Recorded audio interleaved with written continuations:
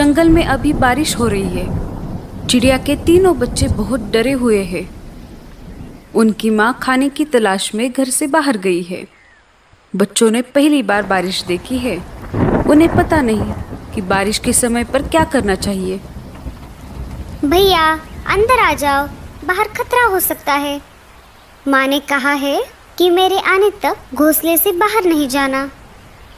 अरे मैं बाहर झांक कर देख रहा था कि ये आवाज़ कहाँ से आ रही है। मैंने देखा कि आसमान से बहुत सारा पानी नीचे गिर रहा है। कुछ भी हो भैया, लेकिन तुम माँ के आने तक बाहर मत जाना। टीलू बाकी भाइयों से सबसे बड़ा और समझदार था। उस पर अपने छोटे भाइयों की देखरेख करने की जिम्मेदारी थी। अपनी माँ का इंतजार करने के सिवाय बच्चे कुछ और कर भी नहीं सकते थे। इधर लाडो चिड़िया बारिश से बचने के लिए पेड़ की डाली पर रुकी हुई थी। उसे भी अपने बच्चों की चिंता हो रही थी। मेरे बच्चे ठीक तो होंगे ना? बारिश शुरू होकर भी बहुत समय हो गया है। मुझे जल्द से जल्द अपने बच्चों के पास जाना होगा। वो बहुत डरे हुए होंगे। इधर बारिश रुकने का नाम नहीं ले रही थी। कालू कौवा तेज बारिश में अपने घोंसले की तरफ जा रहा था। तभी उसे लाडो चिड़िया एक पेड़ पर बैठी हुई दिखाई देती है। वो उसके पास चला जाता है।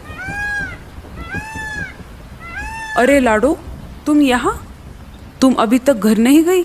इसका मतलब तुम्हारे बच्चे घर पर अकेले होंगे। हाँ कालू भैया, मुझे मेरे बच्चों की बहुत चिंता हो रही है। लाडो, मैं तुम्हें डराना नहीं चाहता, पर तुम्हें बताना ये बहुत जरूरी है। सुना है एक खतरनाक चीलों का झुंड हमारे जंगल में घुस आया है। हाँ कालू भैया, मुझे ये बात पता है। जब मैं कल बुलबुल चिड़िया के घर गई थी, तब मैंने देखा कि एक चील बुलबुल चिड़िया के बच्चों को खा रहा था। बुलबुल घर पर नहीं थी, फिर भी एक बच्चा जीवित था। मैंने उसे बचाने की ठान ली। तब मैं उस चील के पास चली गई। अरे ओ चील, छोड़ दे उस बच्चे को, नहीं तो तेरा बहुत बुरा हाल होगा।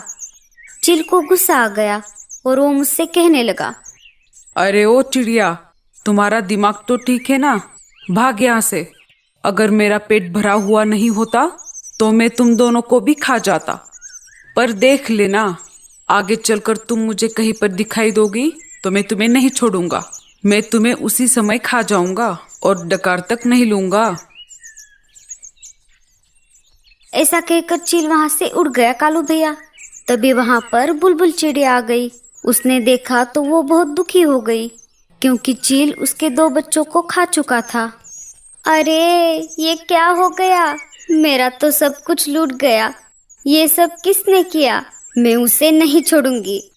अरे बहन, तुम्हारे बच्चों को चील ने खाया है। अगर मैं ऐन मौके पर नहीं आती तो वो चील तुम्हारे तीसरे बच्चे को भी खा जाता। तुम्हारा बहुत बहुत शुक्रिया। मैं तुम्हारा ये एहसान जिंदगी भर नहीं भूलूंगी लाडो चिड़िया।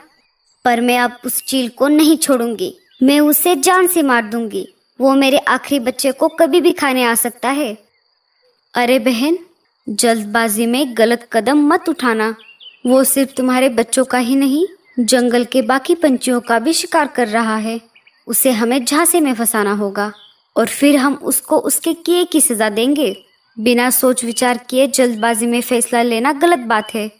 ठीक है बहन, मैं कौन सा भी गलत कदम नहीं उठाऊंगी। अच्छा, तो ये सब हुआ था। बुलबुल चिड़िया के साथ तो बहुत बुरा हुआ। हम उस चील को तो क्या, बाकी सारे चीलों को भी नहीं छोड़ेंगे। हम उन सब को जंगल से खदेड़ देंगे। तुम जल्दी घर जाओ। हाँ कालू भैया, बारिश रुके या ना रुके, मुझे कैसे भी करके मेरे बच्चों के पास जाना होगा। ठीक है लाडो, मैं चलता हूँ। कालू वहां से निकल जाता है। बारिश बहुत तेज थी। खुद की जान की परवाह ना करते हुए लाडो तेज बारिश में अपने बच्चों की तरफ निकल पड़ी। बारिश की वजह से उसे उड़ने में दिक्कत हो रही थी। उसके पूरे पंख भीग चुके थे, फिर भी वो रुकने का नाम नहीं ले रही थी।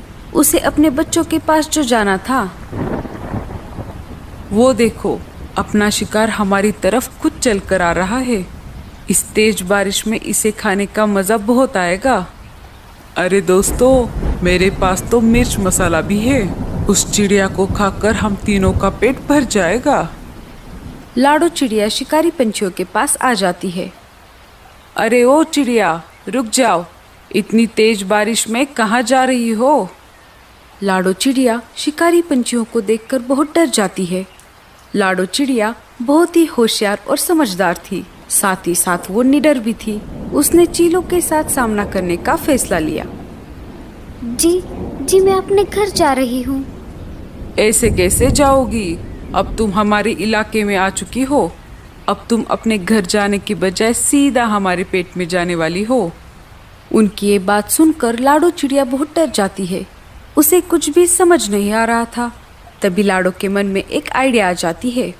मुझे कैसे भी करके इन सब से छुटकारा पाना होगा। अरे भाइयों, आप मुझे कैसे खा सकते हो? मुझे पहले से ही किसी ने खाने के लिए रिजर्वेशन करके रखा है। क्या? ऐसे कैसे? कौन है वो जो हमारे होते हुए भी तुम्हें खाने के लिए रिजर्वेशन करके बैठा है?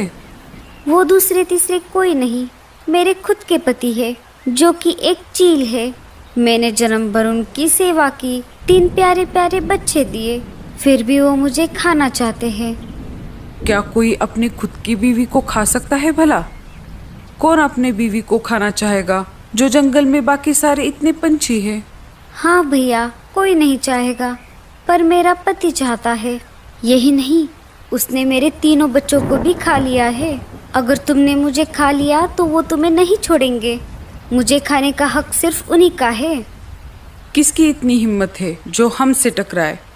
अगर है हिम्मत तो चलो मेरे पति के पास, एक बार लड़कर भी देख लो। अगर तुम जीत जाओगे तो मुझे खा लेना। बताओ, है मंजूर? हाँ हाँ, चलो, हम देख लेंगे उसको।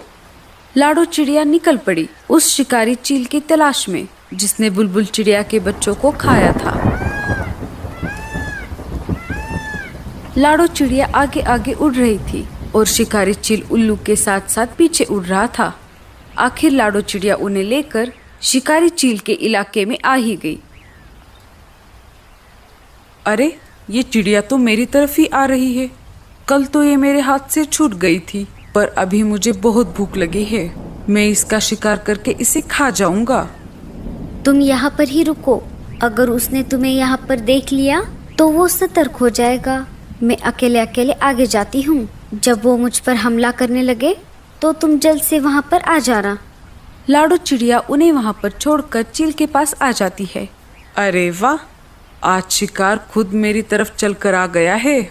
लगता है आज भी मैं पेट भर के खाना खाऊंगा।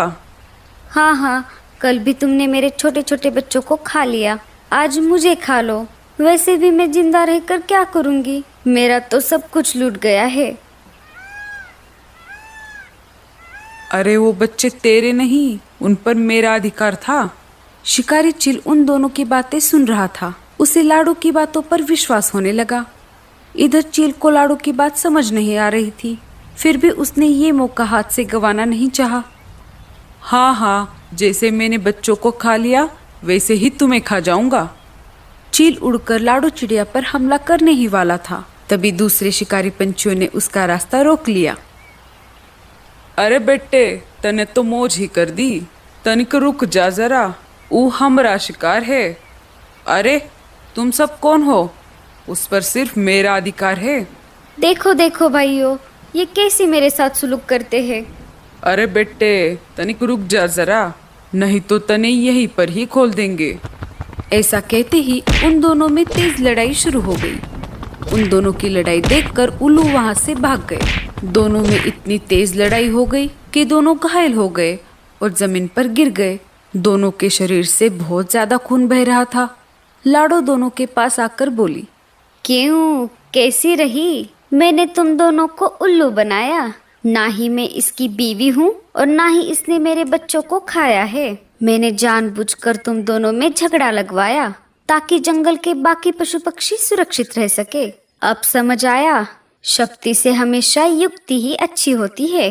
अरे ओ चिड़िया, तने ये ठीक नहीं किया। उन दोनों चीलों में इतनी ज्यादा हाथापाई हो गई कि उन्हें अपनी जान गंवानी पड़ी। चलो, इनका काम तो तमाम हो गया। अरे बाप रे, इन दोनों के चक्कर में मैं तो अपने बच्चों को भूल ही गई। लाडू चिड़िया तेज उड़ते हुए अपने घोंसले की तरफ निकल पड़ी।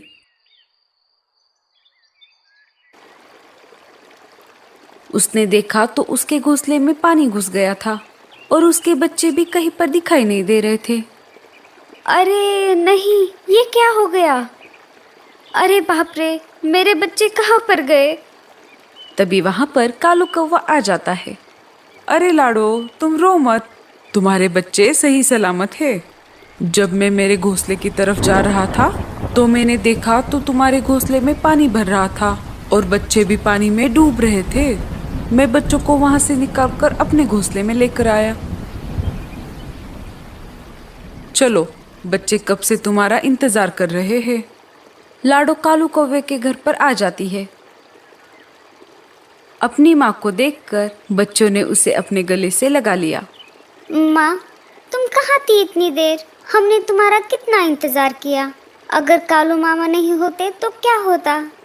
कालू भैया, तुम्हारा बहुत बहुत शुक्रिया।